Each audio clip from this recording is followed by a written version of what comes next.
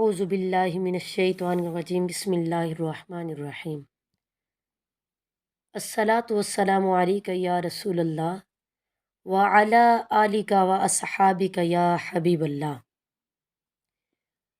आज की मेरी वीडियो जो है सामरी जादूगर के बारे में है कि सामरी जादूगर कौन था, किस कौम से था और इसने लोगों को किस तरह गुमराह किया।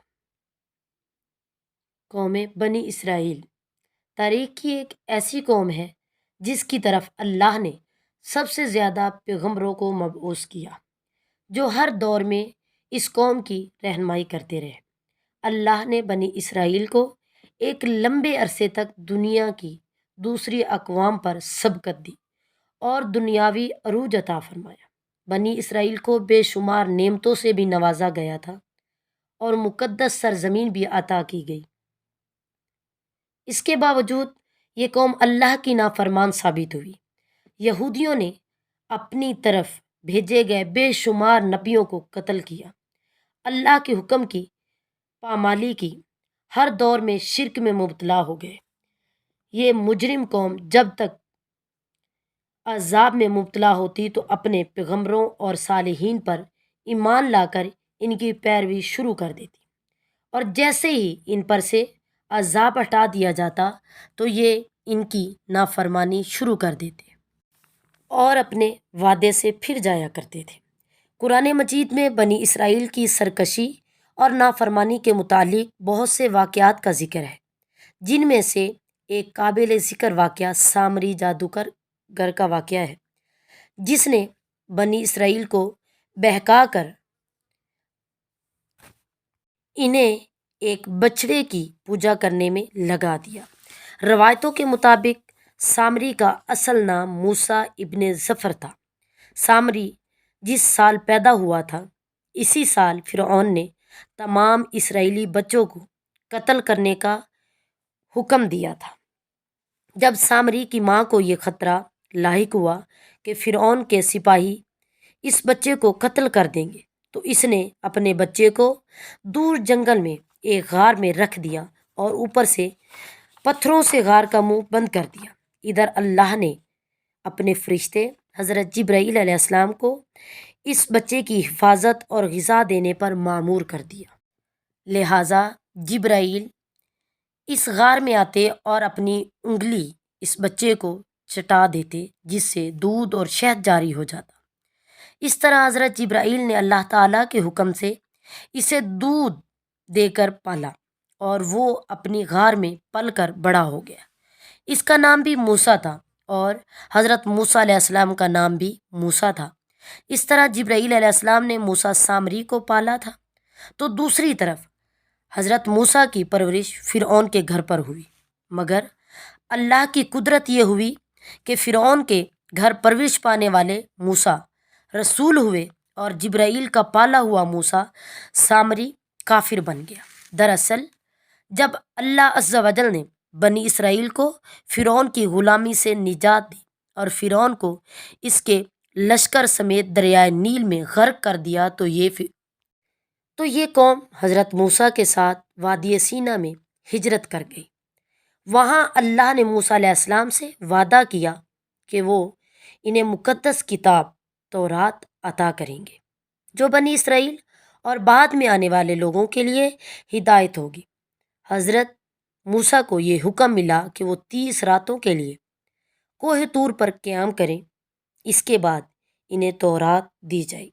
लिहाजा हज़रत मूसा ने अपने भाई हारून अलैहिस्सलाम को अपना खलीफा मुकर्रर किया और बनी इसराइल को अपने भाई के सुपुर्द करके इन्हें ये काम सौंपा कि जब तक आप कोह तूर से वापस ना लौटेंगे, वो तब तक कौम के साथ सब मसाइल देखेंगे और इनका इंतज़ाम संभालेंगे।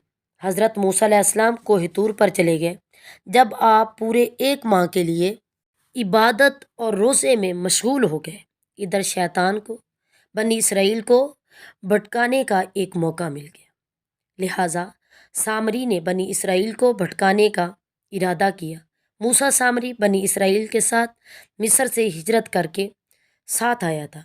जब मूसा علیہ السلام کو کوہ طور سے آنے میں تاخیر ہوئی اور 30 دن سے بھی زیادہ لگ گئے تو سامری نے موسیٰ علیہ السلام کی موت کی افواہ پھیلا دی۔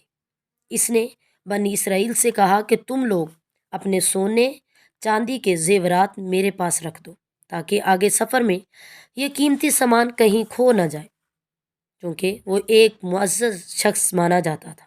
لہٰذا بنی اسرائیل نے تمام سونے چاندی اسے دے دیے۔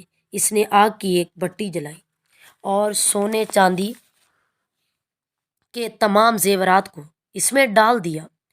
دیکھتے ہی دیکھتے سونا اور چاندی پگھلنے لگے اور اس بٹی سے گائے یا بچڑی کی شکل میں ایک مورتی نکلی اور سامری کے پاس اس جگہ کی مٹی تھی جس جگہ جبرائیل علیہ السلام کے گھوڑے نے قدم رکھا تھا۔ اس نے وہ مٹی جیسے ہی اس بے جان بچڑے میں ڈالی، وہ گائے کی طرح آواز نکالنے لگا۔ سامری نے بنی اسرائیل سے کہا، موسیٰ تو خدا کی تلاش میں طور پر گیا ہے، جبکہ خدا ہمارے پاس خود تشریف لے آئے۔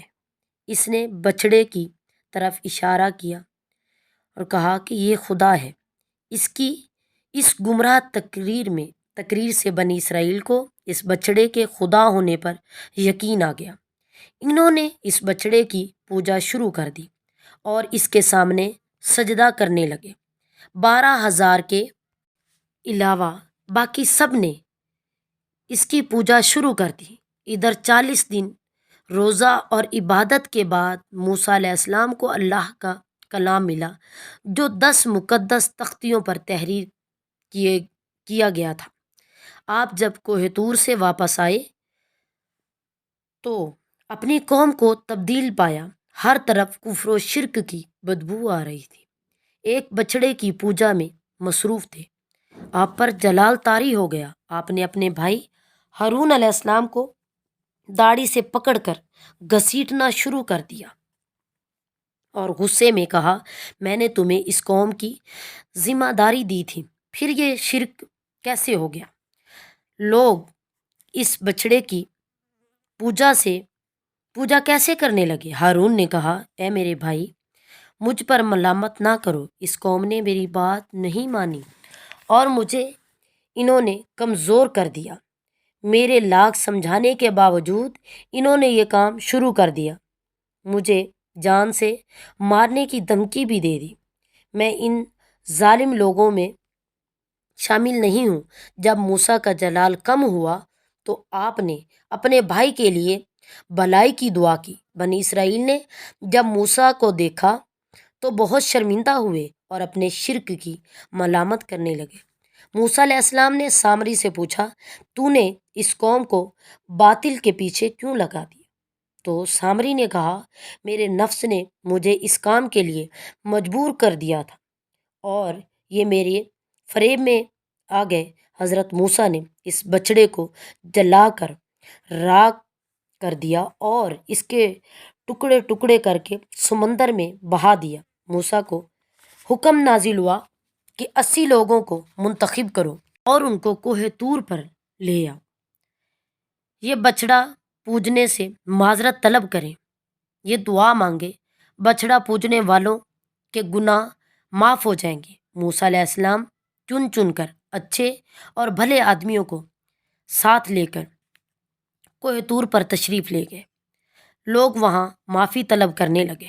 اللہ کی طرف سے آواز آئی، اے بنی اسرائیل، میں ہی خدا ہوں اور میرے سوا کوئی معبود نہیں۔ میں نے ہی تم کو فرعون کے ظلم سے نجات دلا کر تم لوگوں کو بچا لیا، لہٰذا تم لوگ میری ہی عبادت کرو، میرے سوا کسی کو مت پوجو۔ اللہ کا یہ کلام سن کر 80 لوگ یہ کہنے لگے، اے موسیٰ، ہرگز ہم آپ کی بات نہ مانیں جب تک اللہ کو اپنے سامنے نہ دیکھ لیں۔ یہ لوگ اپنی ضد پہ قائم رہے کہ ہم کو اللہ کا دیدار کروائیں، ورنہ ہم ہرگز نہیں مانیں۔ حضرت موسیٰ علیہ السلام نے انہیں بہت سمجھایا لیکن وہ اپنی بات پر اڑے رہے۔ یہاں تک کہ اللہ نے اپنے جلال کا اظہار کچھ اس طرح کیا کہ ایک فرشتہ بھیجا جس نے خوفناک چیخ ماری جس سے ان کے دل پھٹ گئے، یہ لوگ مر گئے۔ حضرت موسیٰ علیہ السلام نے ان کے زندہ ہونے کی دعا مانگی تو یہ لوگ دوبارہ زندہ ہو گئے اور اللہ پر ایمان لے آئے۔ اللہ کے حکم سے سامری کو قوم سے نکال دیا اور کسی کو بھی حق نہ دیا کہ اس سے رابطہ کریں۔ بعض نے لکھا ہے کہ سامری کا جرم ثابت ہونے کے بعد موسیٰ علیہ السلام نے بد دعا کی اور اللہ نے اسے ایسی بیماری میں مبتلا کر دیا کہ جب تک وہ زندہ رہا اس وقت تک اس کے قریب کوئی بھی نہیں آتا تھا۔